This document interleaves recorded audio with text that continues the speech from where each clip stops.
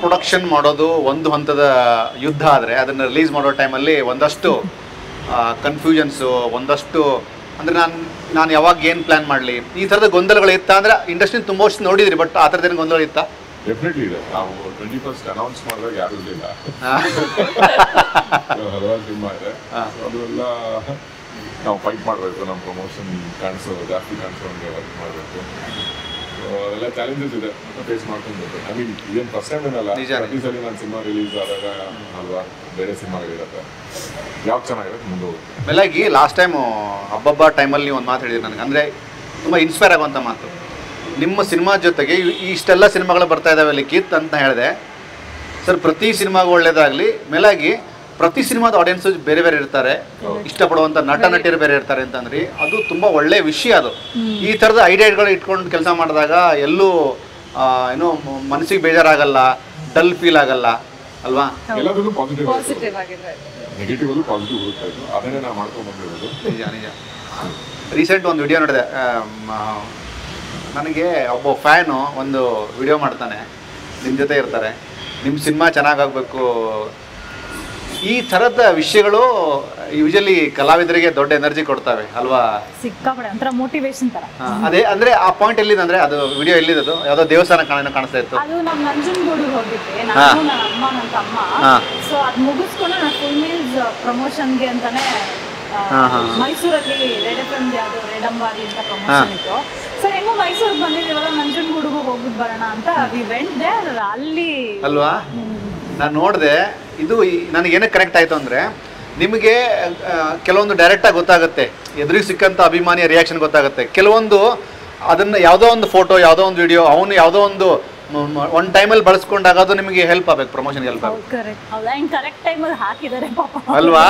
Very nice, very nice. Sir Vinayak sir, ದೊಡ್ಡ star caste, ತುಂಬ ಏನೋ ದೊಡ್ಡ ಫೈಟಿಂಗ್ ಆಗಿರುತ್ತೆ ಸೆಟ್ಟಲ್ಲೆಲ್ಲ. ಯಾರ್ಯಾರು ಎಷ್ಟು ಫೈಟ್ ಮಾಡ್ಕೊಂಡ್ರು? ಸರ್ ಎಲ್ಲರೂ ಫ್ರೆಂಡ್ಲಿ ಸರ್, ಏನು ಫೈಟಿಂಗ್ ಇರಲಿಲ್ಲ. ನಮ್ಮ ಫೈಟಿಂಗ್ ಎಲ್ಲ ಬಿಫೋರ್ ಸೆಟ್ ಇರ್ತಾ ಇತ್ತು, ಆನ್ ಸೆಟ್ ಇರೋ ಡಿಸ್ಕಷನ್ಸ್ ಇರ್ತಾ ಇಲ್ಲ. ಆಮೇಲೆ ಈಗ ಸ್ಟಾರ್ ಕಾಸ್ಟ್ ಕೂಡ ಅಂದರೆ ತುಂಬ ಎಕ್ಸ್ಪೀರಿಯನ್ಸ್ ಅವರು ಇದ್ದಾರೆ. ಹ್ಯಾಂಡ್ಲಿಂಗ್ ಅನ್ನೋದಕ್ಕಿಂತಲೂ ಸಿನಿಮಾದ ಕಾಂಟೆಂಟಿಗೆ ಅವ್ರು ಬೇಕು ಅಂದಾಗ ಅವ್ರನ್ನ ಬಳಸ್ಕೊಳ್ಳೋಂಥ ರೀತಿ. ಸೊ ದೊಡ್ಡವರೆಲ್ಲ ಹೇಗೆ ಸಪೋರ್ಟ್ ಮಾಡಿದ್ರು ಸೆಟ್ಟಲ್ಲೆಲ್ಲ? ತುಂಬ ಸಪೋರ್ಟ್ ಕೊಡೋದು ಸರ್. ಅಂದರೆ ಈಗ ನಾನು ಡೆಬ್ಯೂಟು, ಅದು ಅರ್ಥ ಮಾಡ್ಕೊತಾ ಇದ್ರು, ಅರ್ಥ ಮಾಡಿಕೊಂಡು ನಮಗೆ ಏನು ಬೇಕೋ ಅದನ್ನು ಕೊಡ್ತಾ ಇದ್ರು. ಆಮೇಲೆ ನಮ್ಮ ಲೈಕ್ ಕೋ ಆರ್ಟಿಸ್ಟ್ಗಳು ಎಲ್ಲರೂ ತುಂಬ ಚೆನ್ನಾಗಿ ಸಪೋರ್ಟ್ ಮಾಡ್ತಾ ಇದ್ದಾರೆ ಸರ್, ಆರ್ಟಿಸ್ಟ್ಗಳು.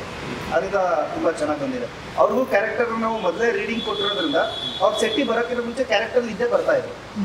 ಅಂದರೆ ಅವ್ರು ಯಾವಾಗ ಕ್ಯಾರೆಕ್ಟರ್ ಇರೋದ್ರಿಂದ ನನಗೆ ತುಂಬ ಸುಲಭ ಆಗ್ತಾ ಇತ್ತು ಅವರಿಗೆ. ಅಂದರೆ ನಮ್ಮ ರಿಹರ್ಸಲ್ಸ್ ಆ್ಯಂಡ್ ಪ್ರಿಪ್ರೇಷನ್ಸಿಂದ ಇದು ತುಂಬ ಈಸಿ ಆಯಿತು. ಓಕೆ ತೇಜಸ್ವಿನಿ, ಸಾಮಾನ್ಯವಾಗಿ ಆಲ್ರೆಡಿ ಅಲ್ಲಿ ಸಿನಿಮಾಗಳನ್ನ ಮಾಡಿದ್ದೀರಿ, ಬಟ್ ಒಂದು ಸಿನಿಮಾ ನಿಮ್ಗೆ ಗೊತ್ತಾಗುತ್ತೆ ನನ್ನ ಪಾತ್ರ ತುಂಬ ಚೆನ್ನಾಗಾಗುತ್ತೆ ಇಲ್ಲಿ, ನನ್ನ ಜೊತೆಗಿದ್ದವ್ರ ಜೊತೆಗೆ ನಾವು ಪರ್ಫಾರ್ಮ್ ಮಾಡುವಾಗ ಈ ಸಿನಿಮಾ ನನಗೆ ಪ್ಲಸ್ ಆಗುತ್ತೆ ಅನ್ನೋಂಥ point of view. Full meals ಅನ್ನೋದು ನಿಮ್ಮ ಗ್ರಾಫ್ಗೆ ಹೇಗೆಲ್ಲ ಒಂದು ಸ್ಟೆಪ್ ಮುಂದೆ ಹೋಗೋದಕ್ಕೆ ಅನುಕೂಲ ಆಗುತ್ತೆ? ಖಂಡಿತವಾಗ್ಲೂ ಆಸ್ ಅನ್ ಆರ್ಟಿಸ್ಟ್ ನನಗೆ ಎಲ್ಲ ಪಾತ್ರ ಟ್ರೈ ಮಾಡಬೇಕು ಅನ್ನೋ ತಲೆಯಲ್ಲಿದೆ. ನಾನು ಮುಂಚೆ ತೊಗೊಂಡಿರೋ ಸಿನಿಮಾಗಳಿರ್ಬೋದು, ಅಥವಾ ಇವಾಗ ಅಥವಾ ಮುಂದೆ ತೊಗೊಳ್ಳೋವಂಥ ಸಿನಿಮಾಗಳು, ಪಾತ್ರಕ್ಕೆ ಒಂದು ಕಂಟೆಂಟಿಗೆ ಒಂದು ಬೆಲೆ ಕೊಡಬೇಕು ಅನ್ನೋದಿದೆ. ಇದು ಫುಲ್ ಮೀಲ್ಸ್ ಒಂಥರ ಹ್ಯಾಪಿ ಗರ್ಲ್ ಒಂದು ಕ್ಯಾರೆಕ್ಟರ್. ಸೊ ನನಗೆ ತುಂಬ ಕನೆಕ್ಟ್ ಆಗುತ್ತೆ. ಖುಷಿಯಾಗಿ ಅವಳು ಏನಿದೆ ಅವಳು ಕೆಲಸ ಮಾಡಿಕೊಂಡು ಅವಳು ಲಕ್ಕಿಯೇ ಅವಳ ಪ್ರಪಂಚ ಅಂದ್ಕೊಂಡಿರೋದ್ರಿಂದ ನನಗೆ ಆ ಕ್ಯಾರೆಕ್ಟರ್ ಕನೆಕ್ಟ್ ಆಯಿತು. So I thought it will work. ಖುಷಿ ರವಿ ಜೊತೆ ಖುಷಿಯಾಗಿ ಕೆಲಸ ಮಾಡಿದ್ದೀರಿ ಅಲ್ವಾ? ಆ್ಯಕ್ಚುಲಿ ಮೇಲಾಗಿ ಲಿಖಿತದ ಒಂದು ಪ್ಲಸ್ ಪಾಯಿಂಟ್ ಏನಂದರೆ, ಏನೋ ಒಂದು ಪ್ರಾಜೆಕ್ಟ್ ಮಾಡ್ತಾನೆ, ಅದಕ್ಕೆ ತಕ್ಕಂಥ ಎಫರ್ಟ್ ಹಾಕ್ತಾನೆ, ಅದು ಮುಗಿತಿದ್ದಂಗೆ ಇನ್ನೊಂದಕ್ಕೇನೋ ಪ್ಲ್ಯಾನ್ ಮಾಡ್ತಾನೆ. ಇದನ್ನು ನಾನು ಯಾಕೆ ಅಂಡರ್ಲೈನ್ ಮಾಡ್ತೀನಿ ಅಂತಂದರೆ, ಈ ಥರದ ಕನ್ವಿಕ್ಷನ್ ಪಾಯಿಂಟ್ ಇದ್ದಾಗಲೇ ಒಬ್ಬ ಕಲಾವಿದ, ಒಬ್ಬ ನಿರ್ದೇಶಕ, ಒಬ್ಬ ಪ್ರೊಡ್ಯೂಸರು ಕೀಪ್ ಆನ್ ಜರ್ನಿಲಿ ಹೋಗೋಕ್ಕೆ ಸಾಧ್ಯ. ಇದನ್ನ ನೀವು ನಿಮ್ಮ ಪರ್ಸ್ಪೆಕ್ಟಿವ್ ಲಿಖಿತ್ನಲ್ಲಿ ಕಂಡಂಥದ್ದೇನು ಖುಷಿ? ನೆಕ್ಸ್ಟ್ ಫಿಲಮ್ ಲಿಖಿತ್ ನನ್ನ ಮತ್ತೆ ತೇಜುನ್ ತಿರ್ಗಾ ಕ್ಯಾಚ್ ಮಾಡ್ತೀರಾ?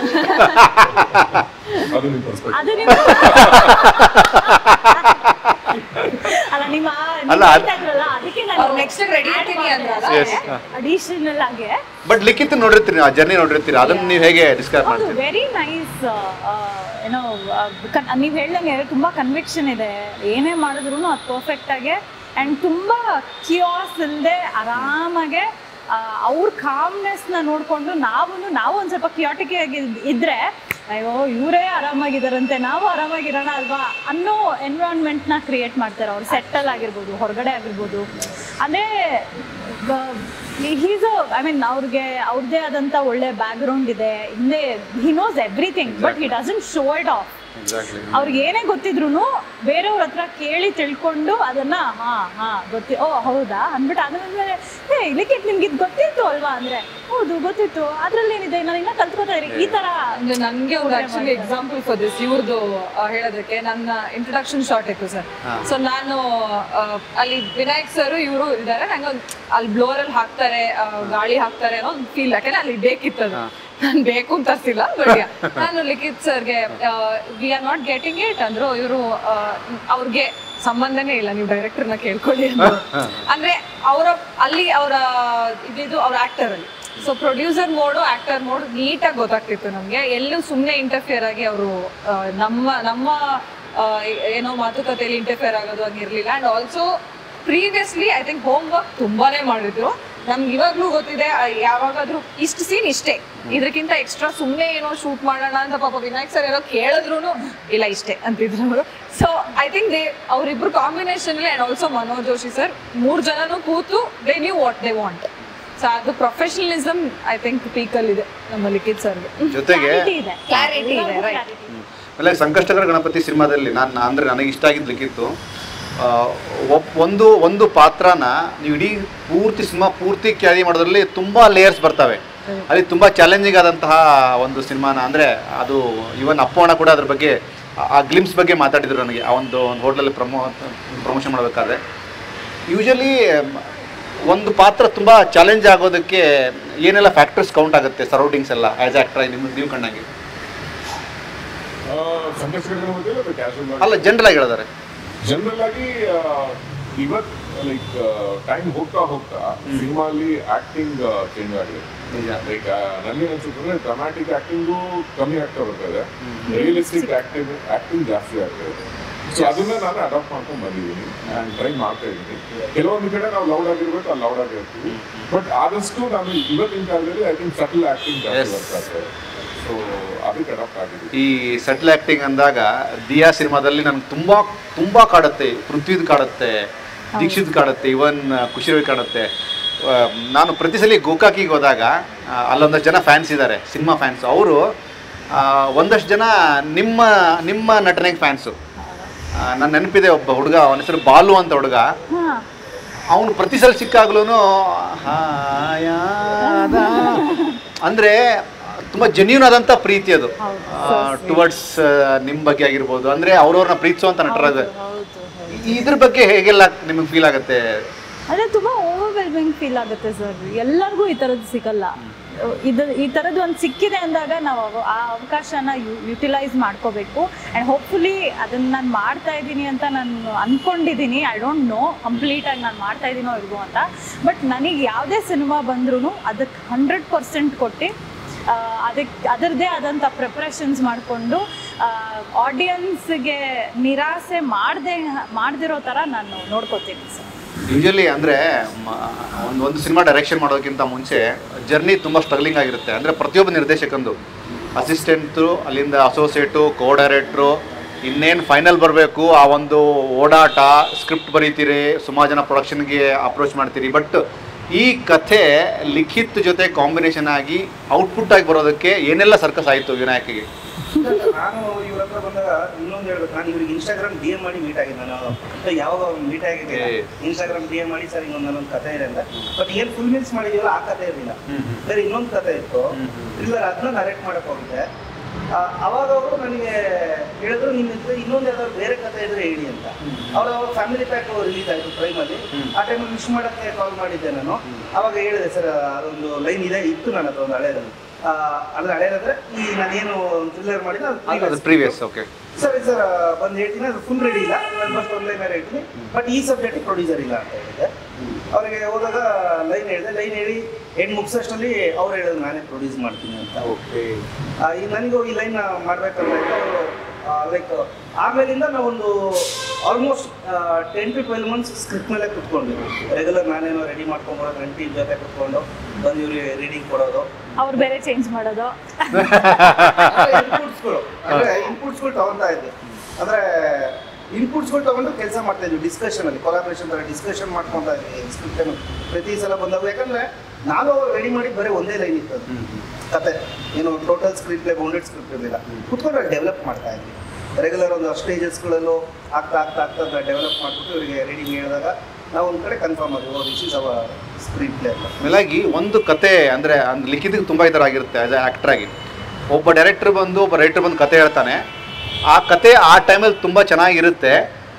ಅದು ಸ್ವಲ್ಪ ಟೈಮ್ ಲ್ಯಾಪ್ಸ್ ಆದಮೇಲೆ ಆ ಕತೆಗೆ ಏನೋ ಬೇಕು ಅಂತ ಅನಿಸಿದಾಗ ಮಾತ್ರ ಪ್ರತಿಯೊಬ್ಬನಲ್ಲಿರುವಂಥ ರೈಟರ್ ಆಚೆ ಬರ್ತಾನೆ, ಇದಕ್ಕೊಂಚೂರು ಏನೋ ಅಡಾಪ್ಟ್ ಆಗಬೇಕು ಅಂತ. ಅದು ಇದಕ್ಕೂ ಆಯ್ತಾ ಲಿಖಿತ್? ಸೊ ನಾವು ಅಡಾಪ್ಟ್ ಮಾಡ್ತಾನೆ ಇರ್ತೀವಿ. ಶೂಟಿಂಗ್ ಹೋಗುವಾಗಲೂ ಏನ್ ಸ್ಪೇಸ್ ಇರುತ್ತೆ, ಲಾಕ್ ಆದ್ಮೇಲೆ ಸುಮ್ಮನೆ ಕೂತಾರಿಲ್ಲ. ವಿನಾಯಕ್ ಅಷ್ಟೇ ಶೂಟಿಂಗ್ ಬರೋ ದಿನವರೆಗೂ ವರ್ಕ್ ಮಾಡ್ಕೊಂಡು ಈ ತರ ಮಾಡೋಣ, ಈ ತರ ಚೇಂಜಸ್ ಮಾಡೋಣ ಅಂತ ಅದು ಅಡಾಪ್ಷನ್ ನಡೀತಾನೆ ಇರುತ್ತೆ. ಬಟ್ ನಾನು ನನ್ನ ಇಂಪುಲ್ಸ್ ಎಲ್ಲ ಕೊಟ್ಟು ಕೊಲಾಬ್ರೇಟಿವ್ ಆಗಿ ಮಾಡಿದ್ದೀವಿ ಸಿನಿಮಾ. ಜೊತೆಗೆ ಒಂದು ಸಿನಿಮಾ ಆಡಿಯನ್ಸ್ಗೆ ಇಷ್ಟ ಆಗಬೇಕು ಅಂದರೆ ತುಂಬ ಎಲಿಮೆಂಟ್ಸ್ಗಳನ್ನು ಆತ ಕೇಳ್ತಾನೆ, ಈಗಿನ ಪ್ರೆಸೆಂಟ್ ಜನ್ರೇಷನ್ ಆಡಿಯನ್ಸು. ಈ ಸಿನಿಮಾದಲ್ಲಿ ತೇಜಸ್ವಿನಿ ಆಗಲಿ, ಲಿಖಿತ್ ಆಗಲಿ ಅಥವಾ ನೀವಾಗಲಿ, ನಿಮ್ಗೆ ಗೊತ್ತಾಗುತ್ತೆ ಈ ಟೈಮಲ್ಲಿ ಜನ ಗುರು ಎಂಜಾಯ್ ಮಾಡ್ತಾರೆ ಸಿನಿಮಾನ ಅಂತ. ಅದು ಶೂಟಿಂಗ್ ಸೆಟ್ಟಲ್ಲಿ ಹೇಗೆಲ್ಲ ಎಕ್ಸ್ಪೀರಿಯನ್ಸ್ ಆಗ್ತಾ ಇತ್ತು, ಲೈವಲ್ಲಿ ಹೇಗೆ ಆಗ್ತಾ ನಿಮಗೆ? Start with Tejaswini. The combination work ಆಗಿದೆ. ಅಂಡ್ ನಾವು ಪ್ರೀ ವೆಡ್ಡಿಂಗ್ ಎಲ್ಲ ಒಂದು ಸೀನ್ ಇರುವಾಗ ವಿಜಯ್ ಚಂದೂರ್ ಸರ್ ಇದ್ದಾರೆ, ಅಂಡ್ ಅವರು ಅವರ ಕೈಕಾಲೆಲ್ಲ ಆಕ್ಟಿಂಗ್ ಮಾಡ್ಬಿಟ್ಟಿರ್ತಾರೆ, ಅವ್ರಿಗೆ ಡೈಲಾಗೇ ಕೊಡೋದು ಬೇಡ. ಸೊ ಅವರ ಕಾಂಬಿನೇಷನ್ ನಮ್ ಜೊತೆ ಇದ್ದಿದ್ದು. ಅಂಡ್ ರವಿ ಸರ್ ಇರ್ಬೋದು, ರಾಜೇಶ್ ಸರ್ ಇರ್ಬೋದು, ಭಯಂಕರ ನಟ ರಾಕ್ಷಸರು. ಸೊ ಅವ್ರದೆಲ್ಲ ಕಾಂಬಿನೇಷನ್ ಬರುವಾಗ ಅಲ್ಲಿ ಮತ್ತೆ ಸೂರಜ್ ಅವರದಾರೆ, ಇವ್ರದ್ದೆ ಒಂದು ಪಟಾಕ ತರ ಅಲ್ಲಿ ಎಲ್ಲಾ ಇಮೋಷನ್ಸು ಬರ್ತಾ ಇದೆ. ಅಂಡ್ ಇಡೀ ಸಿನಿಮಾದಲ್ಲೂ ಕೂಡ ಒಂದು ಪರ್ಸನ್ಗೆ ಎಷ್ಟು ಇಮೋಷನ್ಸ್ ಇದೆ ಅದೆಲ್ಲ ಅಲ್ಲಿ ಬರುತ್ತೆ. So that's why I think full meals ಅಂತಾನೂ ಇರೋದು ನಮ್ಮ ಟೈಟಲ್. ಅದೇ ದಟ್ ಶುಡ್ ವರ್ಕ್ ಅನ್ಸುತ್ತೆ ನಮ್ಗೆ. So that was fun. Seat edge ಅನ್ನೋ ಮಾತು ತುಂಬಾ ಕೇಳ್ತಾರೆ ಲಿಖಿತ್. ಆ ಥರದ್ದು ಏನಾದ್ರು ವಾವ್ ಇದಾವ? ನನ್ ಪರ್ಸನಲಿ ಇಮೋಷನಲ್ ಸೀನ್ಸ್ ತುಂಬಾ ವರ್ಕ್ ಆಗುತ್ತೆ ಅಂತ ಅನ್ಸುತ್ತೆ. ಇಮೋಷನಲ್ ಸೀನ್ ಸ್ವಲ್ಪ ಎಡ್ಜಿಗೆ ಬರ್ತಾರೆ second half end. Second half ಎಸ್, ನಿಮಗೆ ನಿಮ್ಮ ಪಾಯಿಂಟ್ ಆಫ್ ವ್ಯೂ? ಇಲ್ಲ, ಆನ್ ದ ಹೋಲ್ ಎಲ್ಲ ಪ್ರತಿಯೊಂದು ಸ್ಟಾರ್ಟಿಂದ ಎಂಡ್ವರೆಗೂ ಏನೋ ಒಂಥರ ಇದೆ.